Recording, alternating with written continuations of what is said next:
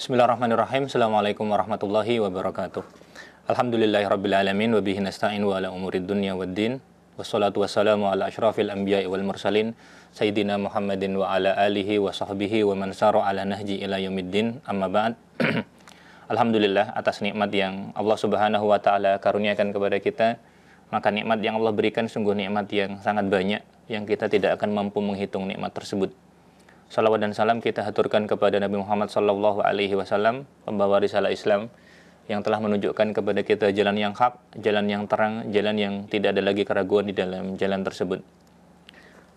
Pemirsa jamaah yang dirahmati oleh Allah Subhanahu wa taala, kita masih melanjutkan pembahasan kita dari kitab Husulul Ma'mul fi Syarah Mukhtasar fi Siratur Rasul, di mana buku ini karya Dr. Hani Ahmad Fakih hafizahullah taala, salah satu dosen di Universitas Islam Madinah Nabawiyah, di mana beliau menjelaskan buku Ibnu Katsir rahimahullah, yaitu Al-Fusul fi Siratir Rasul. Pertemuan kita masuk di pertemuan yang ke-36 membahas kitab ini. Pada pertemuan ini kita membahas tentang dikirimnya Abdullah bin Jahsy. Kita akan langsung bacakan saja tentang pembahasan ini. Bismillah. Qala hafizahullah, fasal ba'thu Abdullah bin Jahsy.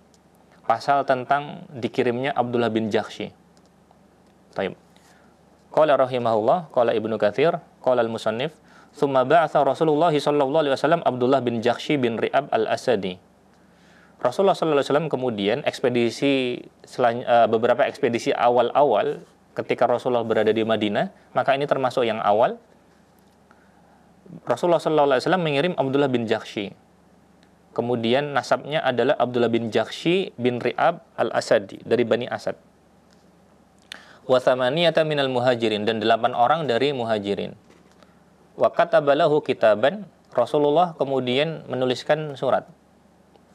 Wa amarahu alla yanzura fihi hatta yasira yaumain, dan memerintahkan jangan melihat surat tersebut sampai ketika sudah melakukan perjalanan 2 hari.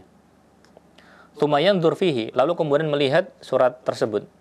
Wala yukrahu ahadan min ashabihi fafa'ala, dan tidak dipaksa untuk melakukan apa yang termaktub di dalam isi surat tersebut. Fafa'ala. Lalu kemudian mereka melakukannya. Abdullah bin Jahsy kemudian melakukannya bersama dengan sahabatnya. Walamma fatahal kitab wajada fihi, ketika Abdullah bin Jahsy membuka surat tersebut, surat perintah tersebut, di dalamnya terdapat perintah, idza nadzarta fi kitabi hadza, jika engkau melihat suratku ini, famzi hatta tanzila nahlah, maka teruslah berjalan, teruslah bergerak sampai engkau tiba di suatu tempat namanya Nahlah, di mana Nahlah ini terletak di antara Makkah dengan Taif. Wa tarsudu biha Quraisyan, di situ silakan engkau memata-matai Quraisy, mengawasi Quraisy. Wa ta'lamu lana min ahbarihim, dan engkau melaporkan kepada kami tentang kabar mereka. Faqala sam'an wa ta'atan. Abdullah bin Jahsy kemudian mengatakan sam'an wa ta'atan dengan perintah Rasulullah sallallahu alaihi wasallam ini. Wa akhbara ashabahu bidzalik, dan mengabarkan pasukannya dengan hal tersebut. Pasukannya 8 orang dari muhajirin. Wa bi annahu la yastakrihum, dan dia juga tidak memaksa mereka. Faman ahabba syahadah falyanhadz, barang siapa yang ingin mendapatkan pahala mati syahid di jalan Allah, maka hendaklah dia ikut, bangkit untuk ikut. Wa man karihal maut falyarji, jika kemudian belum siap, maka silakan untuk kembali. Wa amma ana fanahidun, adapun aku, yang mengatakan adalah Abdullah bin Jahsy, dia mengatakan ana fanahidun, maka aku akan bangkit untuk melaksanakan tugas ini. Fanahadu kulluhum, dan yang lainnya ternyata kemudian mengikuti Abdullah bin Jahsy. Kemudian falamma kana fi athna'i thariq, ketika kemudian di perjalanan, adzalla Sa'ad bin Abi Waqqas wa Utbah bin Ghazwan ba'iran lahuma. Sa'ad bin Abi Waqqas dan Utbah bin Ghazwan, keduanya termasuk sahabat muhajirin, mereka menjadikan onta mereka itu tersesat. Di mana kemudian onta satu itu mereka naiki bergantian. Fatakhallafa fi talabi, sehingga keduanya itu ketinggalan untuk kemudian ngejar onta tersebut, sehingga ketinggalan dari Abdullah bin Jahsy dari pasukan inti, ketinggalan dari pasukan intinya. Wa taqaddama Abdullah bin Jahsy hatta nazala bi Nakhlah, sehingga Abdullah bin Jahsy kemudian terus bergerak maju sampai tiba di tempat yang bernama Nakhlah tersebut. Famarad bihi irun li Quraisy, lalu kemudian di situ di Nakhlah lewatlah kafilah dagangnya Quraisy. Tahmilu zabiban, di mana kafilah dagang ini membawa zabib.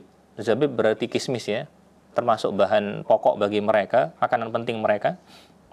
Wa adaman, adaman itu jamak dari adim, ya semacam lauk ya yang mereka gunakan. Entah persisnya lauknya model apa, kita belum paham persis, tapi lauk yang dijadikan sebagai campuran makanan. Wa tijarah, dan juga perdagangan mereka secara umum. Jadi bahan makanan dan juga kemudian barang perdagangan. Fiha Amr bin Al-Hadrami, dalam kafilah dagang tersebut terdapat Amr bin Al-Hadrami, wa Utsman, dan juga Utsman, wa Naufal bin Abdullah bin Mughirah. Utsman dan juga Naufal ibna Abdullah bin Mughirah. Utsman dan Naufal ini keduanya sama-sama anaknya Abdullah bin Mughirah. Utsman bin Abdullah bin Mughirah, begitu juga Naufal bin Abdullah bin Mughirah. Begitu juga di situ ada Hakam bin Kaisan maula Bani Mughirah. Sehingga mereka kemudian ketemu dengan rombongan dagangnya Quraisy. Fatasyawarul muslimin, maka kaum muslimin pada waktu itu bermusyawarah. Wa qalu, mereka mengatakan, nahnu fi akhir yaum min Rajab asy-syahril haram. Mereka mengatakan bahwa kita berada di akhir bulan Rajab, dan bulan Rajab itu termasuk bulan haram. Bulan haram itu berarti dilarang untuk menumpahkan darah, dilarang untuk berperang pada bulan tersebut. Mereka tidak mau menumpahkan darah di bulan haram, dan ini syariat ya. Fa in qatalnahum intahakna syahrul haram. Kalau kita memerangi mereka, berarti kita telah merobek-robek kehormatan bulan haram, di mana waktu itu mereka masih di bulan Rajab, dan bulan Rajab termasuk bulan haram. Wa in taraknahumul lailata dakhalul haram. Kalau kemudian kita meninggalkan mereka hari malam ini, dakhalul haram, mereka akan masuk di tanah haram, mereka akan lepas ya. Tsumma intafaku ala mulaqatihim. Kemudian mereka sepakat untuk menghadapi kafilah dagang tersebut.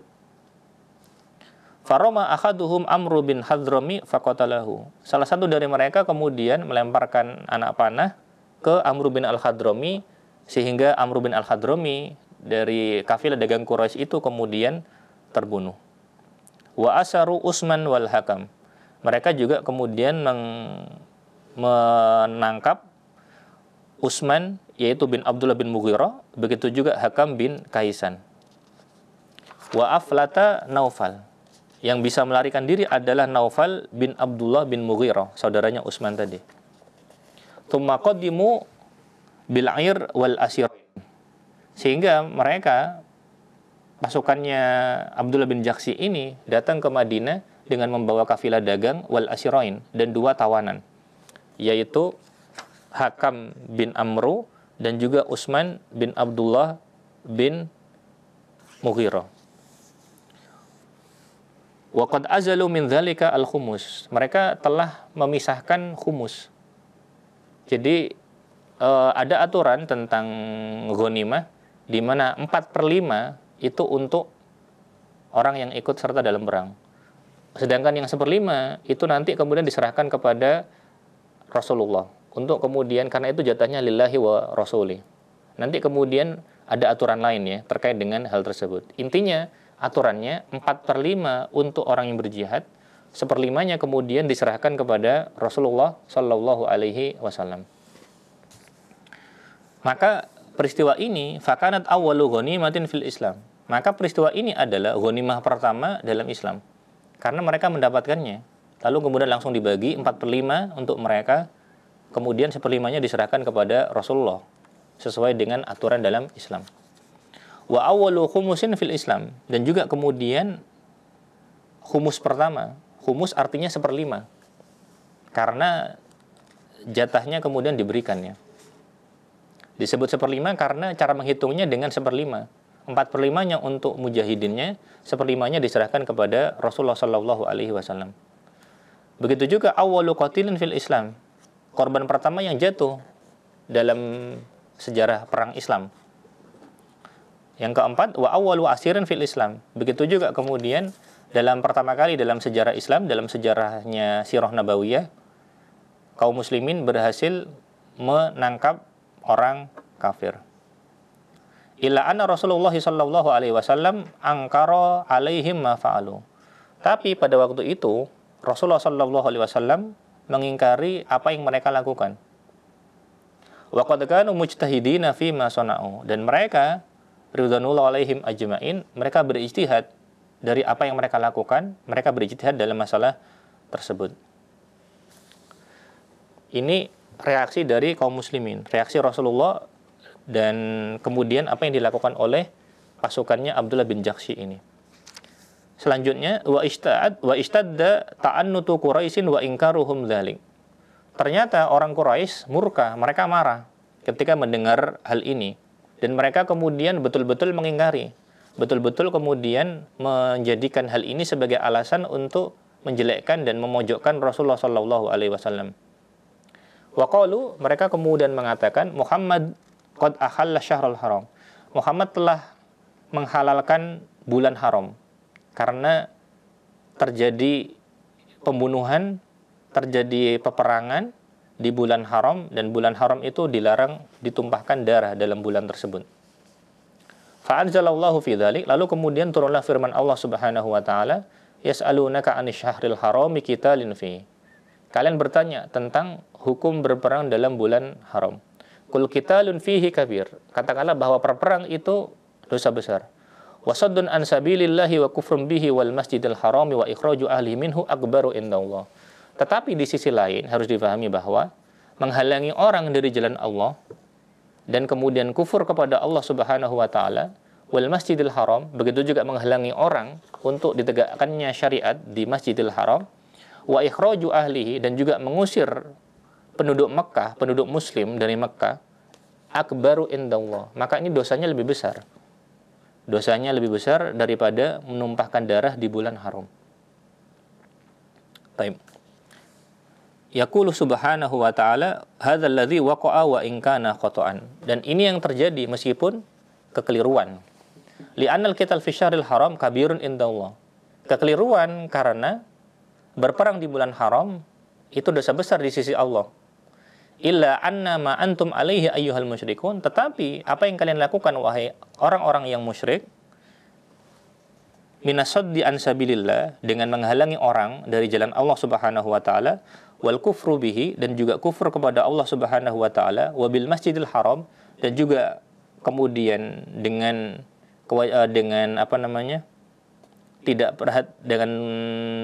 tidak memberikan akses untuk beribadah di Masjidil Haram, bahkan menyebarkan kekufuran di Masjidil Haram, wa ikhraju Muhammadin wa ashabihi, begitu juga kemudian mengusir Nabi Muhammad dan mengusir sahabatnya, alladzina hum ahlul Masjidil Haram, di mana mereka adalah penghuni Masjidil Haram, fil haqiqah, secara hakikatnya mereka yang kemudian penghuninya Masjidil Haram, mereka yang berhak atas Masjidil Haram, maka hal itu lebih besar di sisi Allah.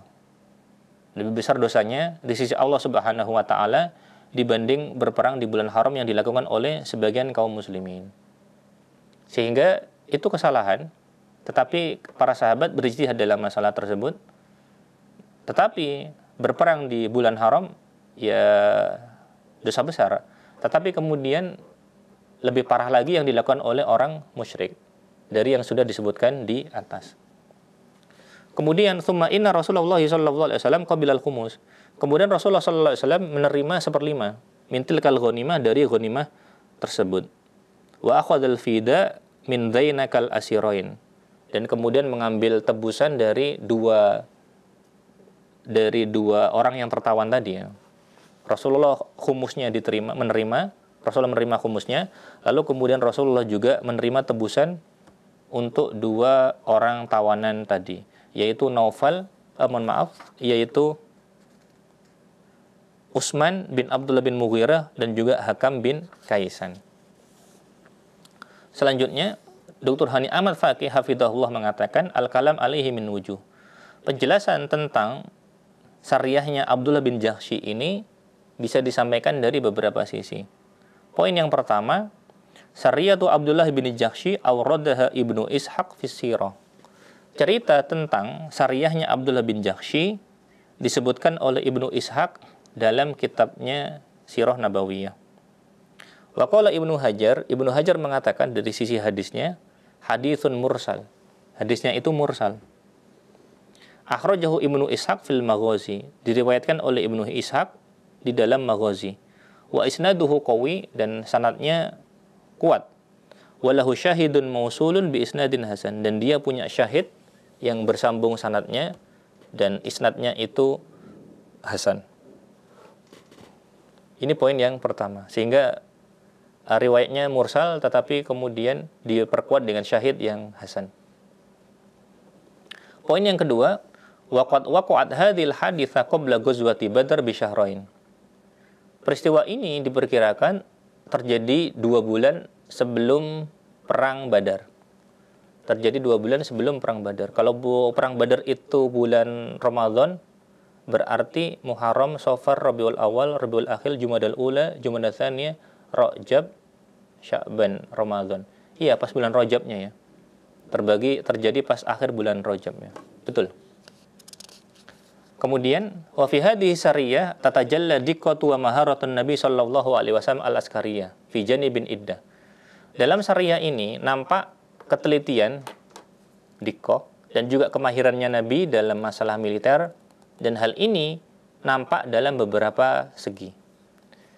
Minha diantaranya segi kecanggihan dan ketelitian Rasulullah adalah amruhu li sariyah bidzihab ila Nahlah wa hiya makanun ba'id. Rasulullah memerintahkan pasukan ini untuk berangkat menuju Nahlah, dan lokasinya itu jauh.